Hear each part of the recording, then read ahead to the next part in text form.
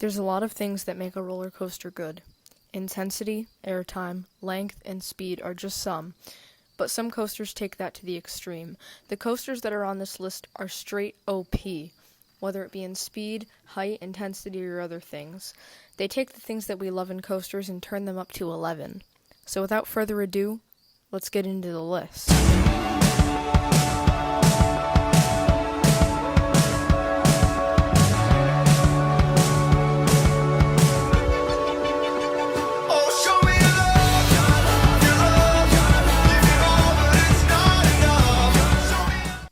Also, I want to thank Nelson for the idea of this video. It's actually a really good idea, and I'm glad that you mentioned it, because I think this is going to be a good video. Now, before I get into the actual list, I have 8 honorable mentions. The first of which being Banshee, which looks like an insane modern B&M invert, Montu, which is probably the most intense invert, and also a very long ride, Maverick, my favorite launch coaster, Formula Rossa, another coaster with an insane launch, Steel Vengeance, the world-class hypercoaster at Cedar Point, Tatsu, a crazy flying coaster, Dododompa, which has the most intense launch on the planet and one of the tallest inversions, and finally Zadra, an even more insane hyper-hybrid than Steel Vengeance.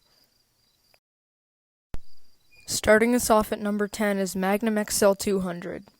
The reason that this is only at number 10 is because it's not the whole ride. It's really just the second half that's overpowered.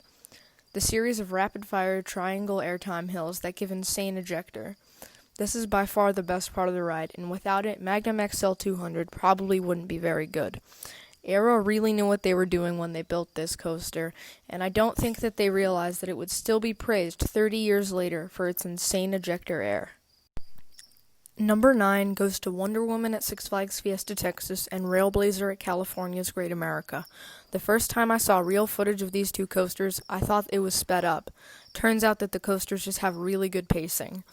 These coasters may be only 30 seconds long, but they pack one hell of a punch.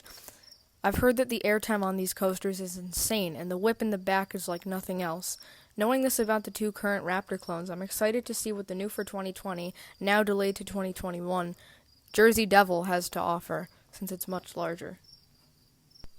Number 8 goes to Skyrush at Hershey Park. To quote Taylor Bybee from Cancer Studios, the bottom of the drop feels like a car crash, but like in a good way.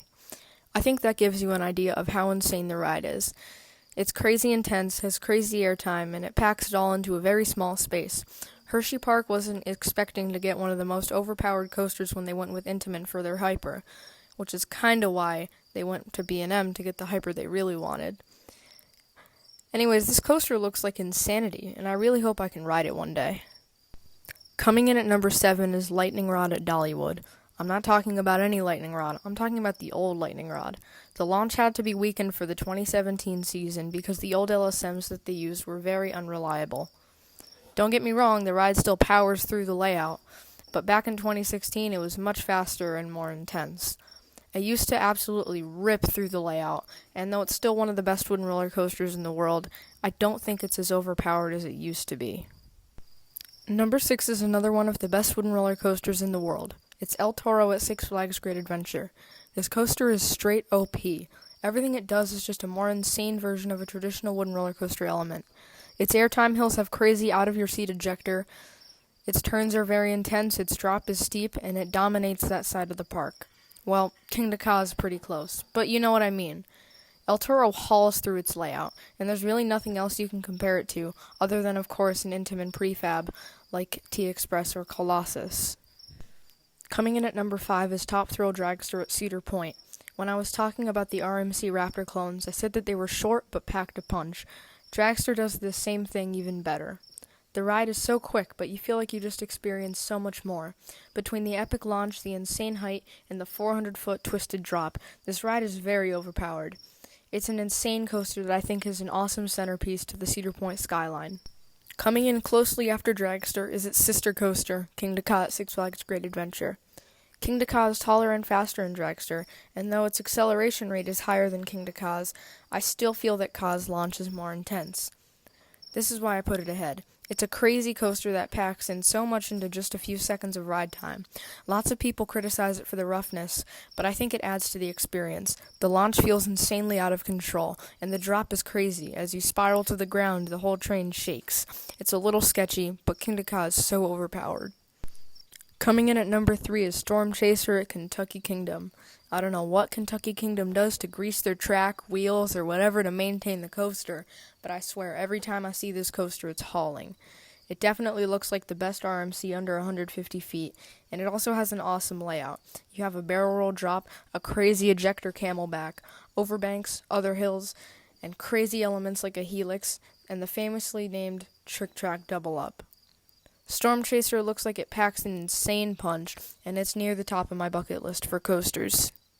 Taking the number 2 spot is Ejanica at Fuji-Q Highland. This is definitely a contender for best coaster in the world. It looks like it packs a crazy, out-of-control experience like nothing you can find anywhere else. It looks like one of the wildest coasters out there. To start, you have the insane height of 249 feet tall. The drop also looks amazing since you face the ground the whole time. The ride packs airtime, intensity, and overall craziness into one experience, and it looks absolutely insane. People praise X2 for being a wild, out-of-control ride.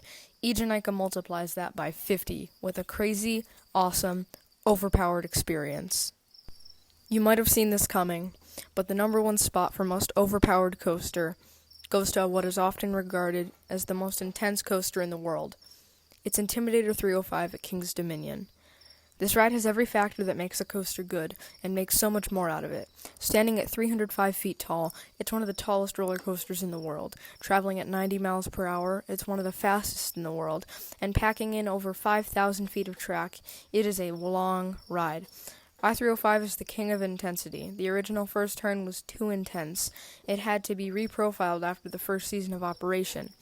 It's also really the only coaster where blackouts are common. It is almost guaranteed that you will gray out on the first turn. The train flies over an airtime hill and enters a series of super intense low-to-the-ground turns and extremely quick transitions. The coaster is actually too overpowered for some people.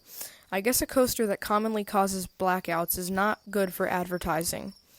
If you'd like to see El Toro Ryan's video on why the ride was kind of a flop, I'll leave a link in the description.